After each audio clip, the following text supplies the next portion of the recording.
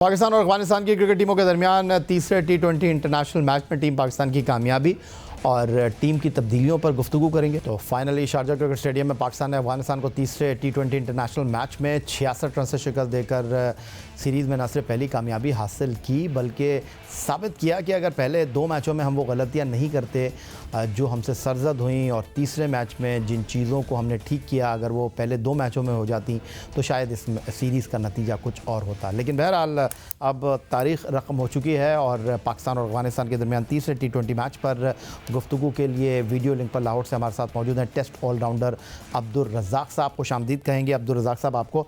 और अब्दुल रज़ाक साहब, मैं सीधा आपकी तरफ ये सवाल रखूँगा, ऐसा क्या किया हमने तीसरे मैच में 182 कर गए हम, ऐसा हमने क्या किया कि अफ़गानिस्तान को हमने 116 रन पर पवेलियन लौटा दिया, बैटिंग भी अच्छी हो गई, बॉलिंग भी अच्छी हो गई और हम जीत भी गए? अरे डेफिनेटली देखें, सारी आपकी अप्रोच की बात है। जब पाकिस्तान से आप चले हैं तो अगर आपके जहन में ये हो कि यंग टीम है, हार भी जाएगी तो खैर है, तो ऐसी बात नहीं है। पाकिस्तान टीम बहुत अच्छी थी। अगर बैटिंग देखी जाए, बॉलिंग देखी जाए और फील्डिंग देखी जाए, हर चीज़ में पाकिस्तान टीम बेहतर थी। मेन होती है परफॉर्मेंस का, आपकी अप्रोच क्या है, आप किस इंटेंट से जा रहे हैं बैटिंग करने के लिए। शारजा की पिचेज़ हमारे लिए कोई नई पिचेज़ नहीं है, ये हमेशा ही ऐसी यहाँ पे क्रिकेट रही है। अगर आप इस तरह दो मैच हारने के बाद 180 कर सकते हैं, तो अगर आप थोड़ी सी अप्रोच अपनी पॉजिटिव रखते तो मैं समझता हूँ हर मैच में आप 200 करते, क्योंकि ये पिचेज़ ऐसी हैं 170, 180, 200 बड़े आराम से होता है अगर पहले बैटिंग कर रहे जाओ। ये बोनस है, अगर टॉस जीतते हैं तो ये आपके लिए प्लस पॉइंट है कि आप बैटिंग करके आप एक अच्छा टोटल सेट कर सकते हैं, क्योंकि बाद में यहाँ पे चेजिंग बड़ी मुश्किल हो जाती है शारजा की पिचेज़ पे।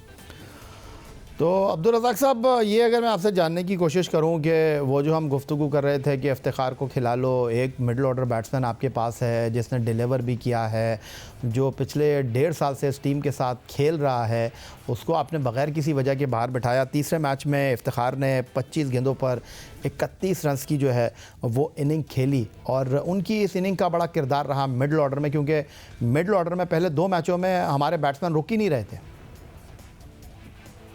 नहीं देखें, पहले मैचों में ऊपर से भी अच्छा स्टार्ट नहीं मिला, और जिस तरह सैम अयूब ने बड़ा अच्छा स्टार्ट दिया और उन्होंने 49 रन की इनिंग्स खेली, तो ये टीम के लिए होती है। और अच्छी बात ये है कि उन्होंने अपनी 50 के लिए नहीं गए, ये बड़ा अच्छा प्लस पॉइंट है। ये इसको एक बड़ा प्लेस बनाएगी, क्योंकि आपकी अप्रोच अच्छी है। अगर आपके जहन में ये होता है कि मैं सिंगल कर लूँ, मैं 50 कर लूँ, तो उसमें फिर वो आप फिर ऐसे प्लेयर ही बनते हैं जैसे पाकिस्तान में बनते आ रहे हैं। तो ये है कि इफ्तिखार का डेफिनेटली देखें, सीनियर का बड़ा फ़ायदा होता है, आप किसी वक्त भी उसको यूटिलाइज़ कर सकते हैं। एक तो वो बैटिंग अच्छी करते हैं, आप हिटिंग भी वो कर सकते हैं, किसी वक्त आप बॉलिंग भी कर सकते हैं और फील्डर बड़े अच्छे हैं। तो मैं समझता हूँ कि अपनी जो मिस प्लानिंग थी उसकी वजह से हम ये सीरीज़ हारे। अच्छा, आपने जो मिस प्लानिंग की बात की है, वाज़े तौर पर लगा तीसरे मैच में कि आपने हर चीज़ जो है वो अकॉर्डिंग टू सिचुएशन की। तीसरे मैच में आपने ना सिर्फ नया बॉल करवाया इमाद वसीम से, वही इमाद वसीम थे जिनसे दूसरे मैच में सिर्फ आपने एक ओवर डलवाया था। जब आप 3 स्पिनर से ऑपरेट कर रहे हैं मैच में, तो क्या आप सेकंड मैच में ये करते तो आपको लगता है डिफरेंट होती सिचुएशन? देखिए, सेकंड मैच में सबसे जो नेगेटिव पहलू गया ना, हमने स्कोर कम किए। हम एक्सपेक्ट कर रहे थे कि 120 हो जाए, बड़ा स्कोर है।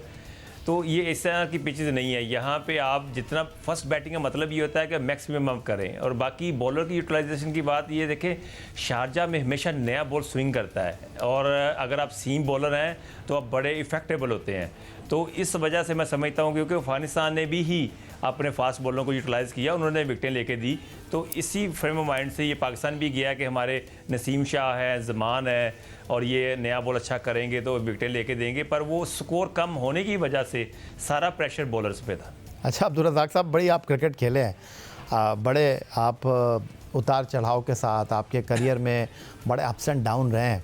तो ये जो नया क्रिकेट बोर्ड आया है, इसने आती उखाड़ पछाड़ कर दी और पहली सीरीज़ में जो है वो इसने आपके 5 सीनियर खिलाड़ियों को आराम करवा दिया। होता नहीं है पाकिस्तान क्रिकेट में।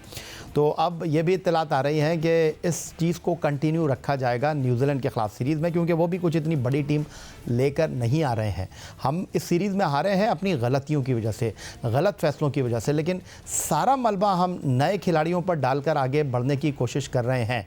तो आपको क्या लगता है कि जिस तरह मोहम्मद वसीम की सिलेक्शन कमेटी थी, उससे पहले अगर मैं बात करूं तो किसी और की सिलेक्शन कमेटी थी, इंज़मामुल हक साहब की सिलेक्शन कमेटी थी, अब हारून रशीद साहब की सिलेक्शन कमेटी है, तो आपको लगता है कि जो चीज़ें सेट चल रही होती हैं थोड़ा सा उनमें तब्दीली आती है, और अगर इन खिलाड़ियों ने अपने आप को तब्दील नहीं किया तो इनके लिए मसाइल हो सकते हैं?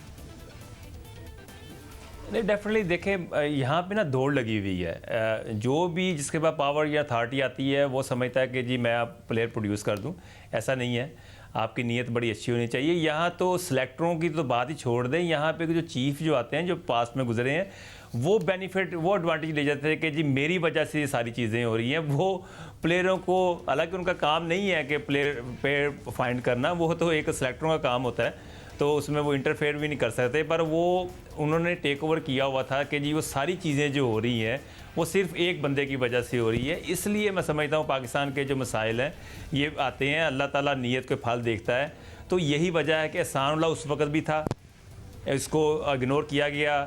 हमने तो उस वक्त ही मशवरा दिया था कि ये बड़े अच्छे बॉलर हैं, इनको एक मौका देना चाहिए, तो पर वो बात क्या करें, वो फिर हमारे सामने फिर स्टैट्स आ जाते हैं, परफॉर्मेंस आ जाती है, उसकी वजह से हम चुप कर जाते हैं। तो ये एक अलहदा एक टॉपिक है, और प्लेयर का पोटेंशियल देख के, उसका टैलेंट देख के उसको सिलेक्ट करना। नहीं, वैसे ये जो हारून रशीद साहब ने काम किया है, इनकी सिलेक्शन कमेटी ने 5 खिलाड़ियों को आते आराम करा दिया, नए खिलाड़ियों को मौका दे दिया। रिवायत तो आपने डाली, शाहिद आफरीदी के साथ काम करते हुए आपने कराची टेस्ट मैच में न्यूजीलैंड के खिलाफ सरफराज अहमद को टीम में शामिल कर दिया, मीर हमजा को खिला दिया, वरना अगर पुराना सिस्टम चल रहा होता तो ये तो हम सोच भी नहीं सकते थे। नहीं, डेफिनेटली देखें, कुछ चीज़ें हुई हैं, अनचेंज रही है। पहले जो एक सोच थी कि अनचेंज टीम खेलेगी, ऐसा नहीं होता। जब आप ने प्लेयर प्रोड्यूस करने हैं, क्योंकि आपका काम नहीं है। आप आज से 15 साल पहले हम भी यही सोचते थे कि हमारे बगैर ये पाकिस्तान की टीम नहीं चल सकती, हम ही हैं सारा कुछ। ऐसी बात नहीं है, ये टाइम गुजर जाता है, पता भी नहीं चलता। पर आपने फ्यूचर के लिए क्या करना है, फ्यूचर को पाकिस्तान को क्या दे के जाना है, इस पर भी बड़ा सोचना चाहिए। बात वही आ जाती है, अगर नीयत आपकी अच्छी है तो आपको रिजल्ट अच्छे मिलते हैं। कभी भी आप ये मत सोचें कि जी मेरी वजह से सारा कुछ हो रहा है।